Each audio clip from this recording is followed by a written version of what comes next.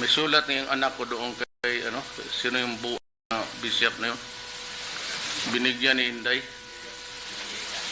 Isa pa rin yung mga puto ng pare na yan. Kala mo sila lang, totoo.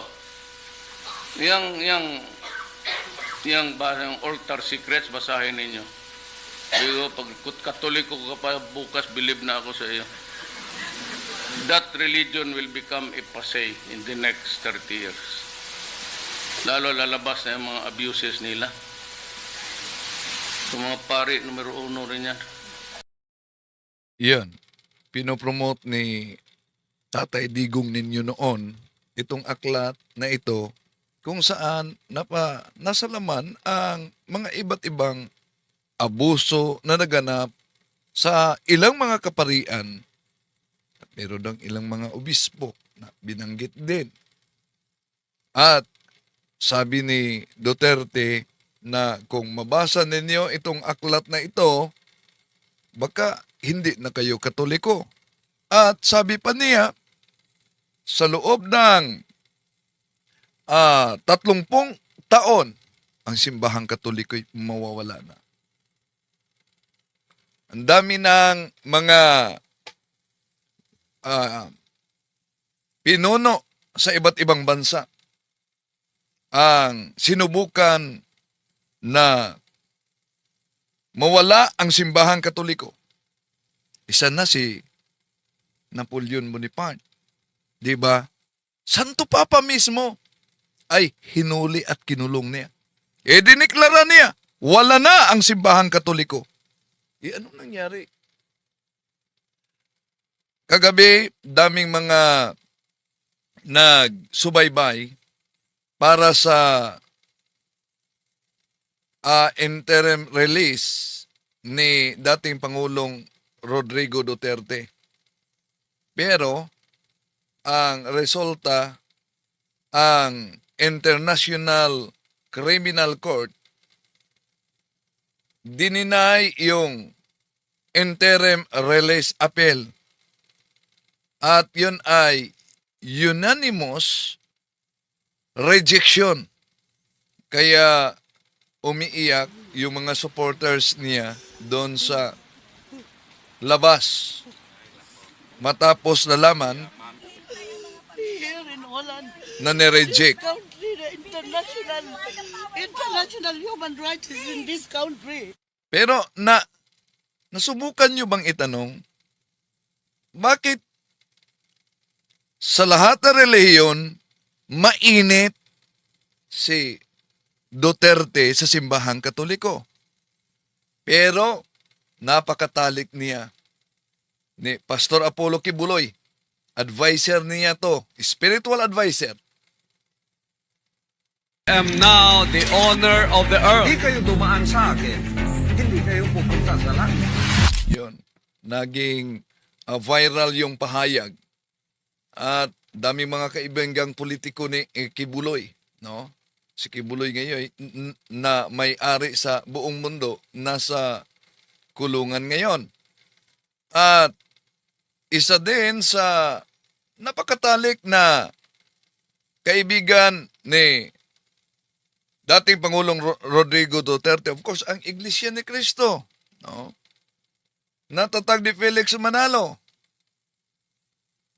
Dahil kung si Kibuloy ay spiritual director niya, si Eduardo Manalo ginawa niyang ambasador sa OFW. Pero itong magkaibang dalawang relihiyon na kapwa-tatag lamang ng tao, una, magkaiba ang kanilang Diyos. Dahil ang Iglesia ni Cristo hindi maniniwala na si Kristo'y Diyos. Para sa kanila si Kristo'y tao sa likas na kalagayan. Si Kibuloy naman naniniwala na si Kristo'y tunay na Diyos, tunay na tao. Pero di siya naniniwala ng Trinity katulad din sa INC. tatalakayin natin ito, samahan ninyo ko.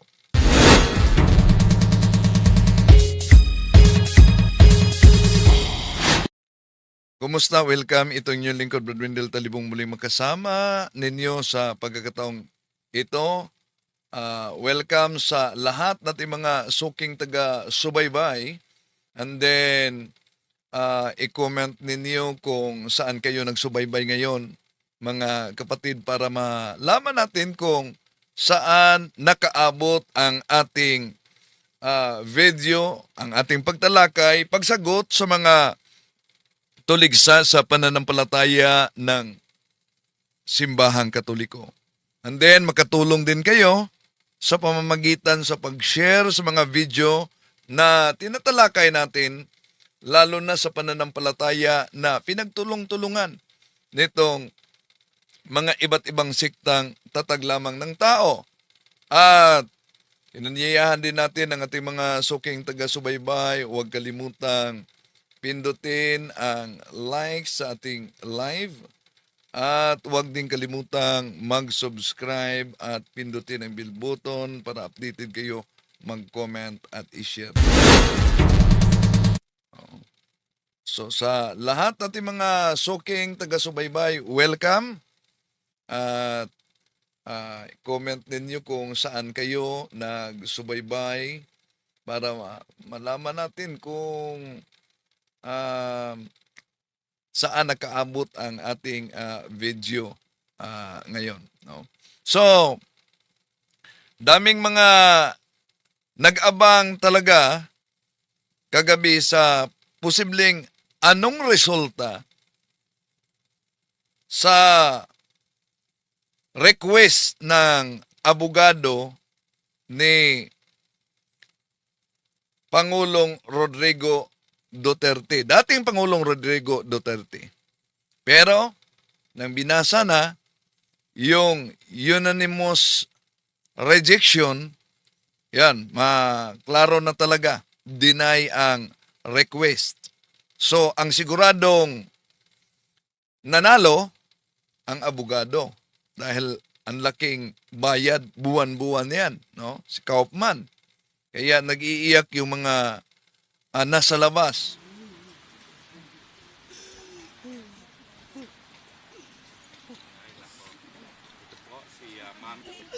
Here in Holland, this country, Yan, di talaga nila mapigilan ang kanilang damdamin nang nagdesisyon ang korte na May sulat na yung anak. deny. Sandali.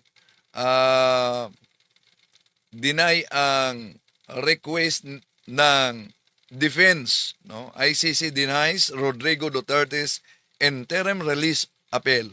Oh. So, deny talaga. And then, balikan natin yung si Mr. Rodrigo Duterte, ang namuno noon sa ating bansa. Napakainit niya sa simbahang Katoliko. Habang napakalapit niya sa sektang kay Kibuloy at kay Felix Manalo. Oh, di ba? Napansin ninyo?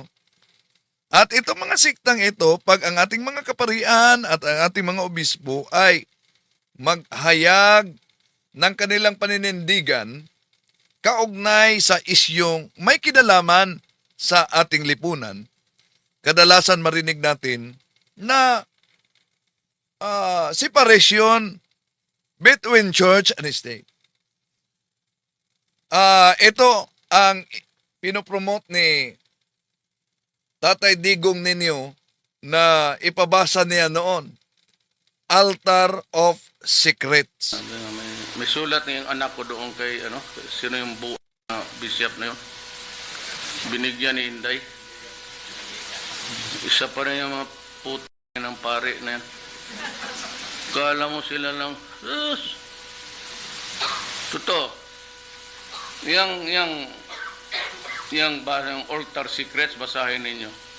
Pero pag Katoliko ka pa bukas, believe na ako sa iyo. That religion will become a passé in the next 30 years. So, ang simbahang Katoliko, mawawala kung ano ito, the next 30 years. Dami na ang sinubukang gibain ang simbahang Katoliko. Pero dahil nakatatag ito sa ibabaw ng bato, na ang sabi ng ating Panginoon, kahit ang kamatayan ay hindi mananaig sa iglesyang tatag ng ating Panginoon Jesucristo. Nang inirekomenda ito ng dating Pangulong Rodrigo Duterte, ito din ang mga ginagamit sa pangpangatake ng INC laban sa atin mga kapatid. Yung iba't ibang pang mga aklat.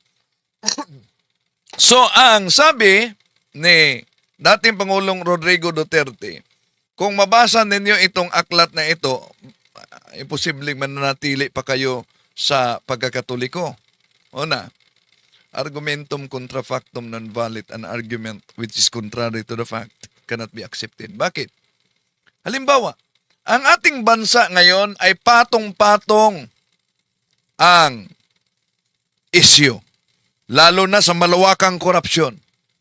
Dahil po ba sa malawakang korupsyon, trilyon at ghost project, sasabihin mo ba na mananatili ka pa ba sa bansang ito dahil may mga kurakot? Ang Diyos na siya ang naglikha sa atin, sa lahat niyang mga nilikha, lalo na sa mga anghel, merong mga fallen angels.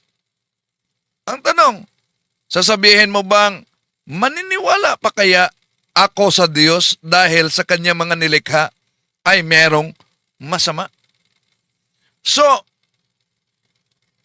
una, sa aklat na pinopromote dito, at lalo na yung binabasa din ng mga ministro ni Felix Manalo na aklat na pananampalataya ng ating mga ninuno ni James Cardinal Gibbon sa pahina 30, nalulungkot kaming ipagtapat na ang kabulukan sa moral ay malimit na nasunsumpungan sa sinapupunan nito mga nagsasabing sila'y Katoliko.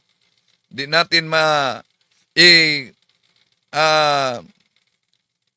deny, sabi sa naturang aklat, na marami sa kanila ang di nabubuhay ayon sa ipinag-uutos ng kanilang iglesia, kundi bagkos nagiging sanhi pa ng kalungkot-lungkot na iskandalo.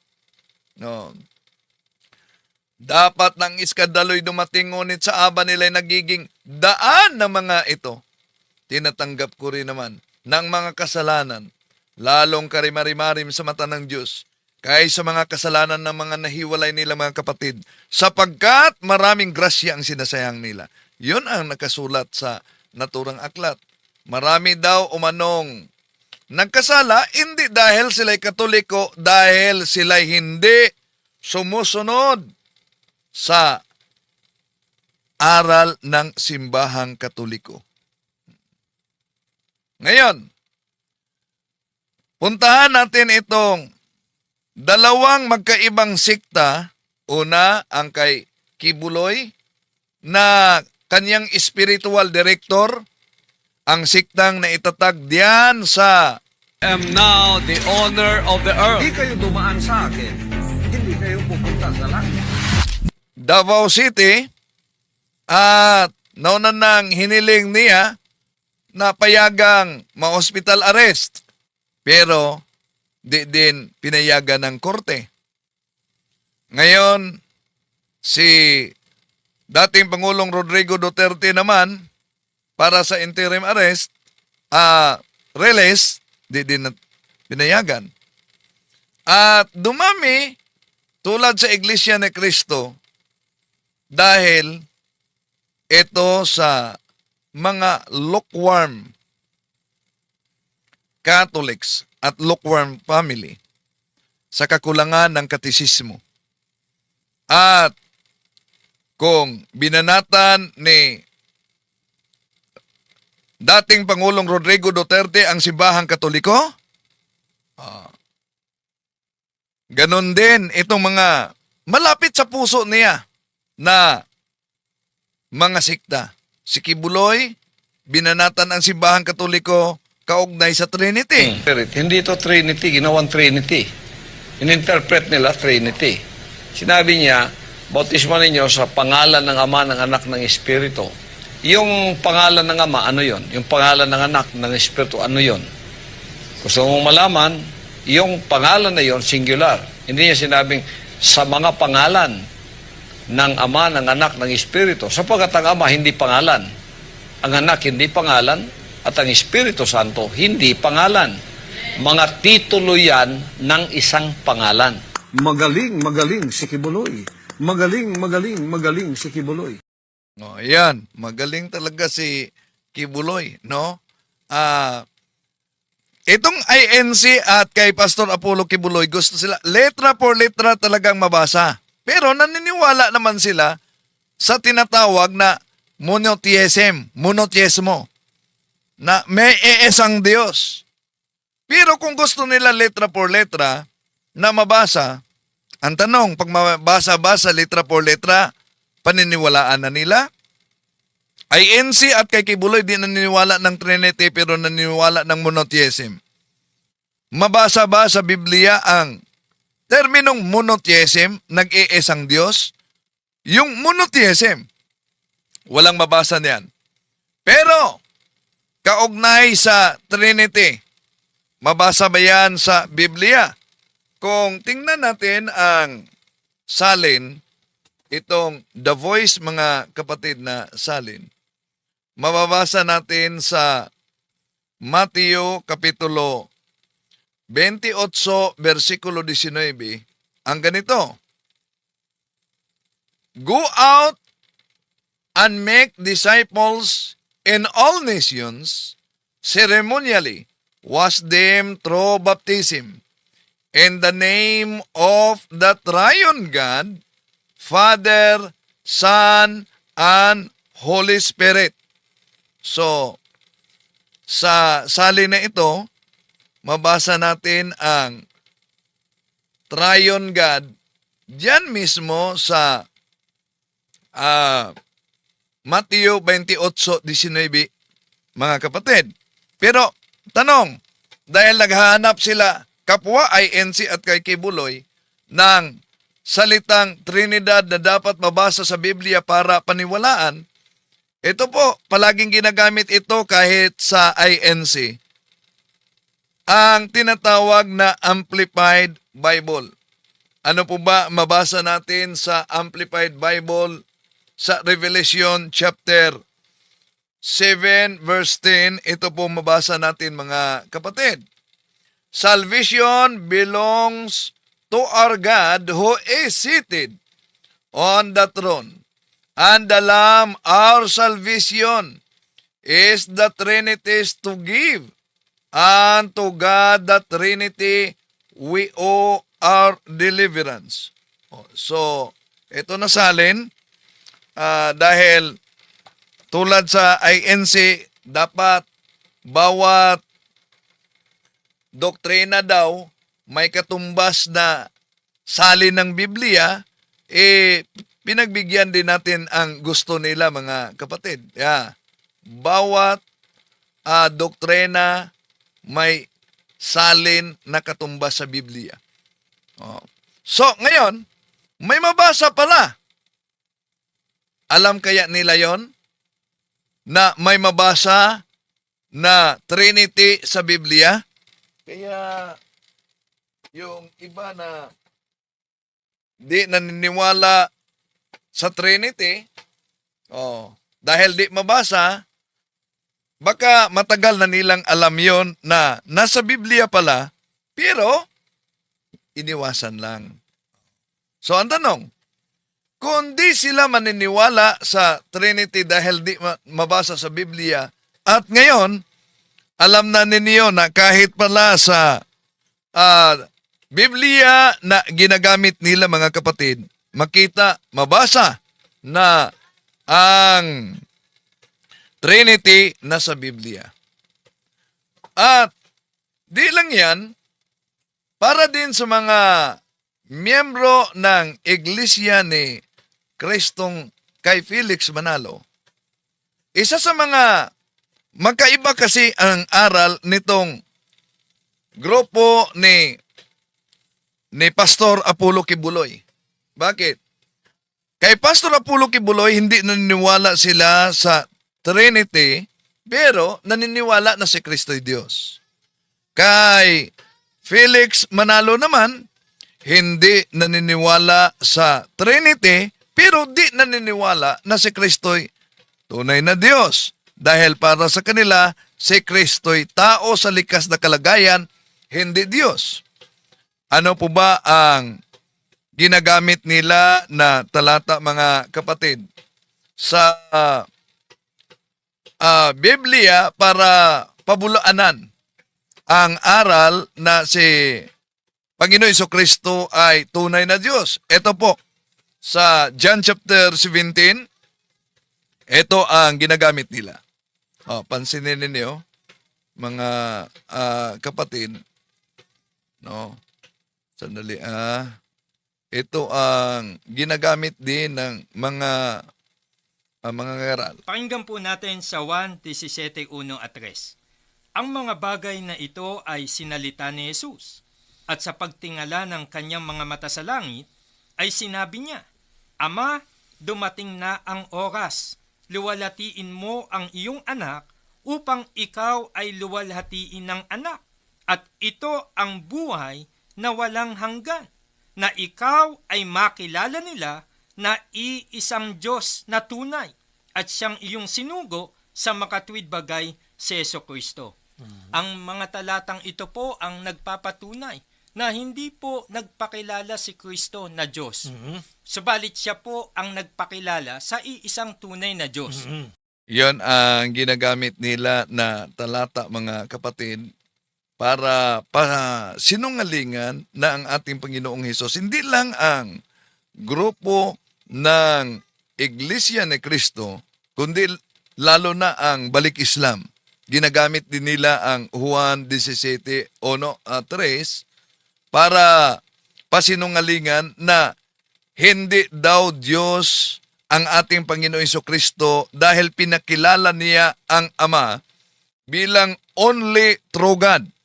Nag-iisang tunay na Diyos. Kaya ang argumento nila, kung ang ipinakilala ng ating Panginoong Jesucristo dito sa Juan Kapitulo 17, versikulo 1 hanggang 3, ay ang Ama na nag-iisang tunay na Diyos.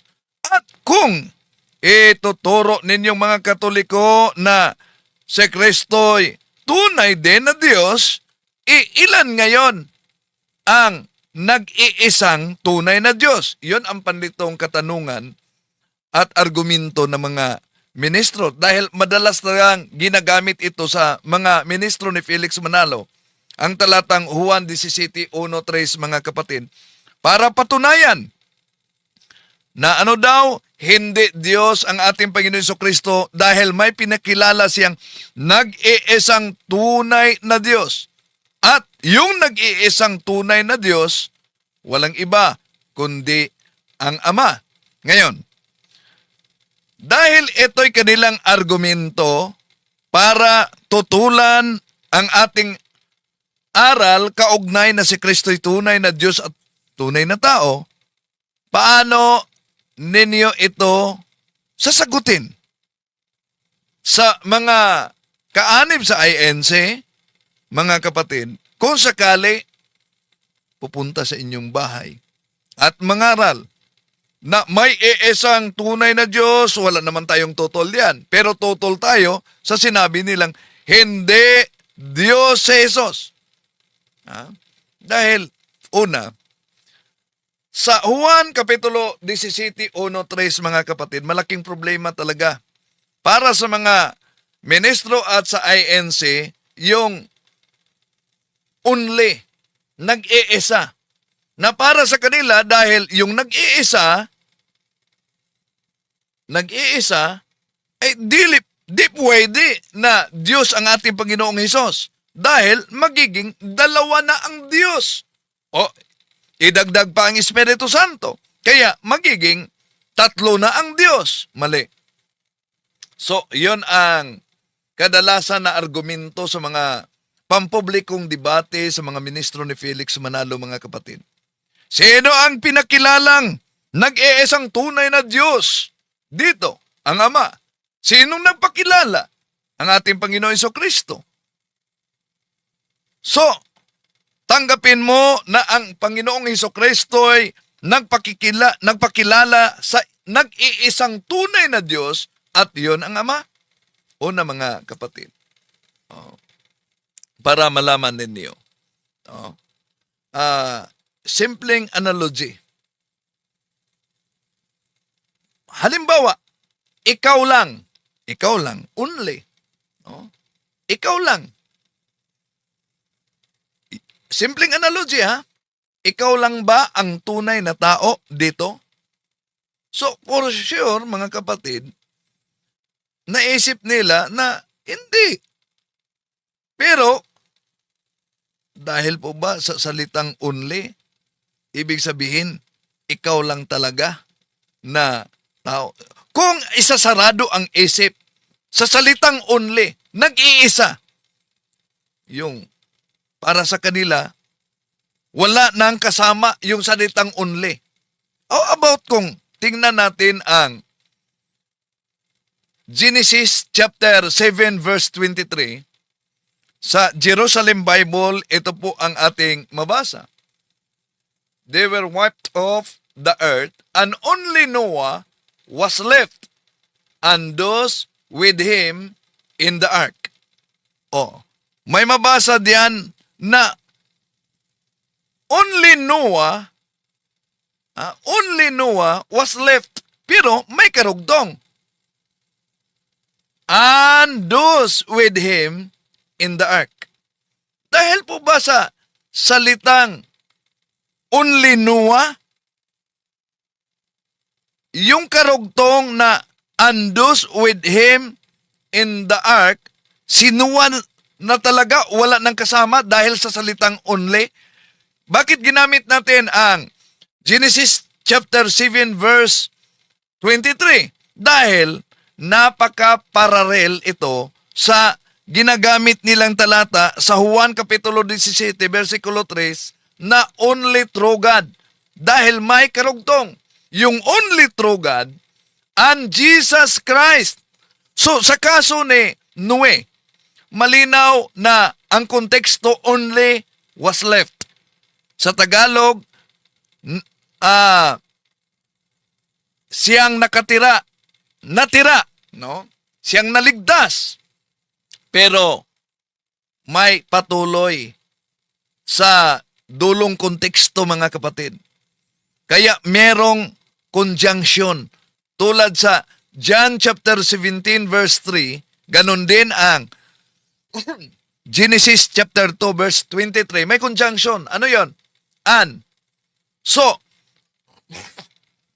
excuse me.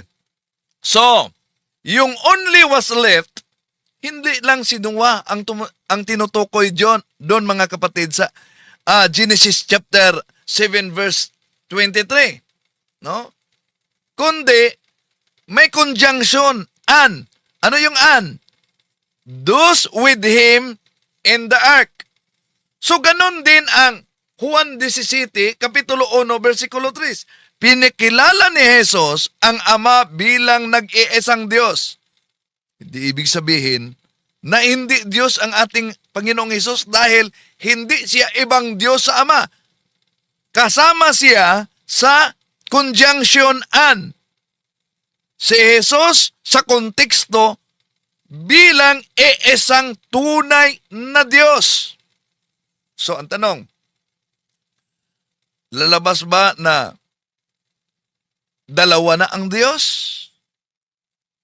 Sa paggamit nila sa Juan Kapitulo 17, 1-3, kung ipakilala natin na ang ating Panginoong Jesucristo ay Diyos dahil ang binanggit diyan only, alone, yun po ba ang mabasa, mga kapatid? O na, kung tingnan natin ang mabasa sa Lucas Kapitulo, ginagamit din ito sa mga balik Islam. Bakit? Lucas Kapitulo 18, versikulo 19. Ito mabasa natin mga kapatid. Why do you call me good? Jesus asked him. Only God is truly good. Oh. So, 'yon ang mabasa sa Biblia mga kapatid. No? Na why do you call me good? So ngayon ang tanong, dahil po ba sa mabasang why do you call me good only God? Dahil may salitang God, hindi na mabuti ang ating Panginoon Jesucristo? Tandaan natin, siya mismo, pinakilala niya sa kanyang sarili na siya'y mabuting pastol. Di po ba? Juan Kapitulo 10, versikulo 16. At kung tingnan natin mga kapatid, ano po bang ibig sabihin sa salitang only? Meron pang mabasa sa Judge chapter 1 verse 4. Ano po ba ang mabasa natin diyan? Ito, mga kapatid. The grace of our God, the grace of our God into licentiousness and who deny our only Master and Lord Jesus Christ. May mabasa diyan na only Master and Lord Jesus Christ. Ngayon, dahil mabasa ang only Master and Lord Jesus Christ, ibig ba sabihin, dahil only Master and Lord Jesus Christ, yung Ama, di pwede na tawaging Master and Lord? Dahil ang only ay tumutukoy sa ating Panginoon Jesucristo? Mga mahal na kapatid, kung ang Ama at hindi ang ating Panginoon Jesucristo, Diyos, Ama lang, yung pinakilala ni Jesus sa Juan Kapitulo 17, versikulo 1 hanggang 3. Bakit sabi ng Diyos Ama na ang kanyang anak, Diyos din? Ginagamit ito ng mga ministro ni Felix Manalo. Alam nyo, ginagamit nila ito. Pero, ano po bang mabasa natin dito? Pero isa pa nga na ginagamit nila, kahit ito nasalin, yung God's Word Translation, ginagamit din nila ito. Ito ang mabasa kasi, pinakilala ng Ama ang ating Panginoon Jesucristo. Hebrews chapter 1 verse 8. But God said about His Son, your throne, O God, is forever and ever. The scepter in your kingdom is the scepter for justice. See? Your throne, O God. Sino nagsabi diyan? Ang Ama. So, yung only, na totally, na yun lang. Wala nang iba. Kundi meron palang iba. At yung iba na yan ay walang iba, kundi ang ating Panginoon Jesucristo na napakaloob sa only true God. Kaya, hindi lalabas na maraming Diyos dahil napakaloob sa iisang tunay na Diyos. Ang problema lang, di sila tatanggap sa Trinity na ang Trinity ay merong iisang Diyos sa iba't ibang tatlong persona. Magkaibang tatlong persona. Okay. At alam nyo ba kung ano pang mga talata na may talata pa mga kapatid na batayan ng mga ministro ni Felix Manalo para pasinungalingan na ang ating Panginoon Jesucristo ay hindi Diyos. Ano yan ang talata? Ginagamit din nila yan. Kahit pa mga Muslim, hindi Diyos ang ating Panginoon Jesucristo. Bakit hindi Diyos? Dahil malinaw daw sa unang Korinto, kung ito ang babasahin, ginagamit din nila ito. Unang Korinto, Kapitulo 15, versikulo 28, na ang ating Panginoon Jesucristo ay hindi kapantay sa Ama. Asan yan mabasa?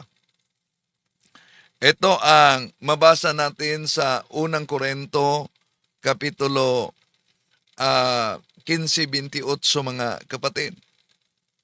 At kapag ang lahat ng mga bagay ay ipinasakop na sa anak, ang anak ay pasasakop din sa Ama na naglagay ng lahat ng mga bagay sa ilalim ng kaniyang kapangyarihan upang ang Diyos ay mangibabaw sa lahat. See? Dahil sa paggamit sa unang Korinto, Kapitulo 15, versikulo 28, sabi nila, di ba? Napakalinaw diyan sa binasa na si Jesucristo ay hindi kapantay sa Ama, kundi sa talatang yan, siya ay nasa ilalim, mababa ang anak. Then ang Ama ay nangingibabaw sa lahat. So kung si Kristo ay Diyos, dapat pantay siya sa Ama. Sa talatang binasa nila sa unang Korinto, Kapitulo 15, versikulo 28. So paano natin sasagutin ito, mga kapatid, na gamit nila ang naturang titulo o Biblia, gamit nila ang naturang Biblia, iba't ibang salin, para pasinungalingan ng ating Panginoon Jesucristo ay hindi Diyos, dahil sa unang Korinto 15:28, hindi siya kapantay sa Ama. Ang Ama ay nasa ibabaw sa Kanya. Una, hindi porket tinutukoy na ang ating Panginoon Jesucristo ay papasailalim. Ibig sabihin sa English, subjected, ay ibig sabihin hindi siya Diyos, mga kapatid. Dahil sa salitang papasailalim sa Ama. Lilinawin natin yan, mga kapatid, dahil yun ang kanilang ginagamit. Una, tandaan natin, kung pag-aralan natin ang teolohiya, theologically speaking, yung tungkol sa relasyon ng anak at Ama. Natural, ang anak, papasailalim, susunod talaga ang anak sa Ama. Dahil relasyon yan ng father and son. Pero hindi nangangahulugan, mga kapatid, na dahil pasailalim ang anak sa Ama, ang anak ay hindi Diyos. Bakit? Halimbawa, ikaw anak, natural susunod ka sa Ama. Papasailalim ka sa Ama. Pasasailalim ka sa tatay mo. Dahil nakataas sa iyo yung tatay mo. Pero, hindi ibig sabihin na dahil susunod ka at pasailalim ka sa tatay mo, hindi ka na tao. Di po ba? Hindi naapektuhan ang pagiging tao mo sa pagsunod at pagpasailalim mo sa tatay mo. Ganon din ang unang Korinto, Kapitulo 15, versikulo 27 hanggang 28. Kaya nga, kung tingnan natin ang mabasa diyan sa isang salin ng New American Bible sa Juan Kapitulo 5, versikulo 18, ito po ang mabasa natin, mga kapatid. For this reason, the Jews tried all the more to kill him, because he not only broke the Sabbath, but he also called God his own Father, making himself equal to Father. Oh, yun. Mabasa natin sa New American Version Bible, mga kapatid. Ano daw? Bakit siya gustong batuhin ng mga Hudyo? Not only because he not only broke the Sabbath, but he also called God his own Father. And then, anong karugtong? Ang karugtong diyan, making himself equal to God. Oh, napakalinaw. Making himself. So, equal to God. Napaka-larong nakasulat yan sa Biblia, mga kapatid. Oh. At di lang yan. Ano pa mga talata, alam nyo ba? Ano pang mga talata na ginagamit ng mga ministro ni Felix Manalo para patunayan na ang ating Panginoon Jesucristo ay hindi Diyos? Merong nagkomento, mga kapatid. Ito komento niya, oh. Pansinin ninyo. Paano kaya kung hindi binuhay ng Diyos si Kristo? Diyos pa rin kaya sa inyo si Kristo? Oh, yan. Paano daw umano kung di binuhay? Alam nyo, ang nag-comment diyan sa ating uploaded video, nangangamoy talagang kaanib sa Iglesia ni Kristo. No? Matapos sinabi niyang sa naturang comment na paano daw kung hindi binuhay ng Diyos si Kristo. Diyos pa ba rin umano para sa atin si Kristo? Na ang tanong. Dahil ginagamit kasi nila yung Gawa Kapitulo 2, versikulo 32. Ito, mga kapatid. Ang Jesus na ito ay muling binuhay ng Diyos at saksi kaming lahat sa pangyayaring iyon. Dahil mabasa na ang Kristong Jesus ay binuhay ng Diyos, kaya Diyos pa ba umano si Kristo? O na? Kung Diyos daw, ito ang kanilang argumento, kung Diyos daw si Kristo, may Diyos na bumubuhay sa katawan ni Kristo. So kung binuhay siya sa Diyos, at kung Diyos si Kristo, dalawa na ang Diyos. At kung Diyos daw umano si Kristo, ang tanong, sino ba umano ang bubuhayin ni Kristo? Kung Diyos siya. Yon ang kadalasang argumento din na mga kaanib sa Iglesia ni Kristo kahit sa mga ministro. Batay sa talata sa Gawa Kapitulo 2, versikulo 32. Kaya, paano ninyo sasagutin itong argumento ng mga ngaral sa Iglesia ni Kristong kay Felix Manalo gamit ang Gawa Kapitulo 2, versikulo 32, mga kapatid? Una, tandaan natin, yung talata na ginagamit nila, di tayo tutol. Gawa Kapitulo 2, 32. Diyos lang ang binanggit sa naturang talata. Pero hindi binanggit kung sinong persona ang tinutukoy na bubuhay sa kanyang katawan na namatay ng ipako sa cross. So, ating tatanungin ang mga ministro ni Felix Manalo. Sino bang persona ng nag-iisang Diyos ang bumuhay sa katawan ng ating Panginoon Jesucristo gamit ang banal na kasulatan? Mga kapatid, naalala niyo ba ang pahayag ng ating Panginoon Jesucristo sa Juan Kapitulo 10, versikulo 17? Anong sabi niya? This is why the Father loves me, because I lay down my life in order to take up again. No one takes it from me, but I lay it down on my own. I have power to let it down and power to take it up again.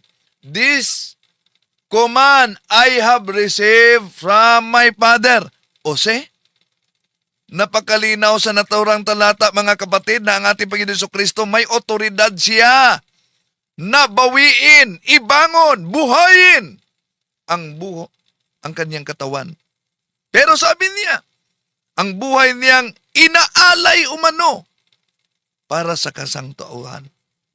Kaya malinaw, ang persona ng Diyos pala na iyon ay walang iba kundi ang ating Panginoong Hesukristo ang bumuhay sa katawang tao niya. Oh, tumatawa ang mga INC. Dito nakaanib, si Kristo bumubuhay sa kanyang katawang pangtao? Biblical ba yan? Natural. Asan yan mabasa? Tingnan niyo. John chapter 2 verses 19 up to 22. Jesus answered, "Destroy this temple, and in 3 days I will raise it up." Raise it up. The Jews replied, "It has taken 46 years to build this temple. Are you going to raise it up again in 3 days? But he was speaking of the temple that was his body.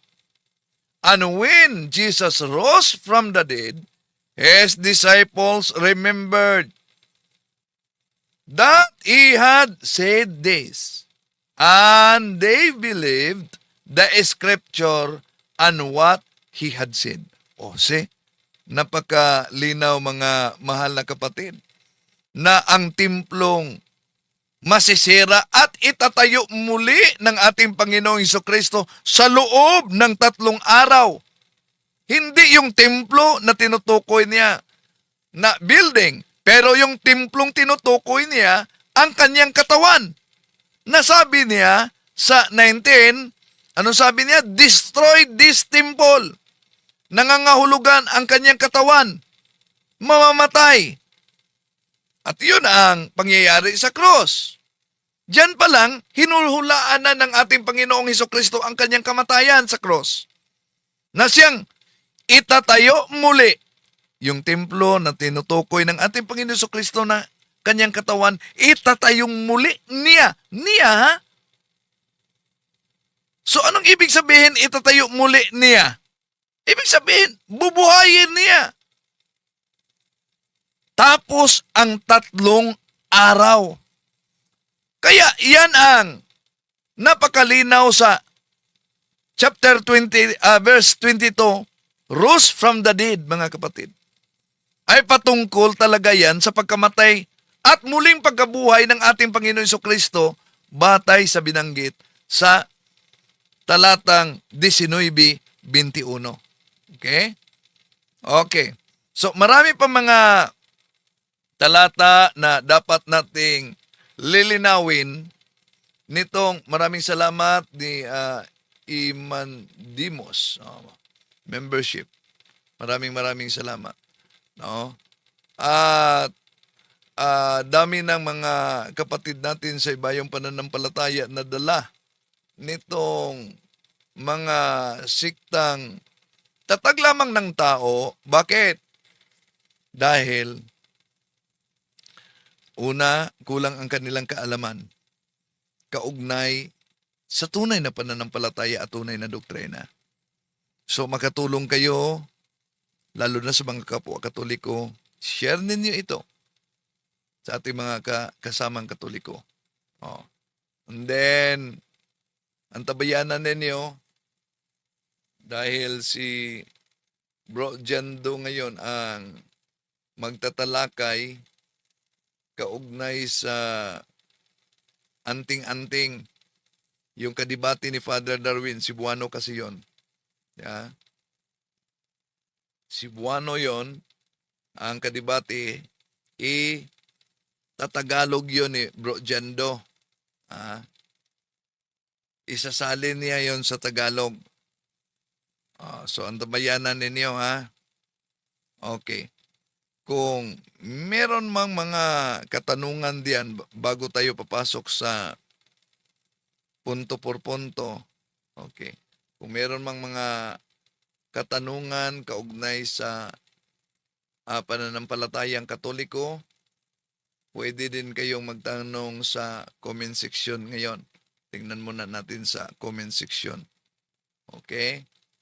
I am Catholic, I am the Lord, I am the gospel.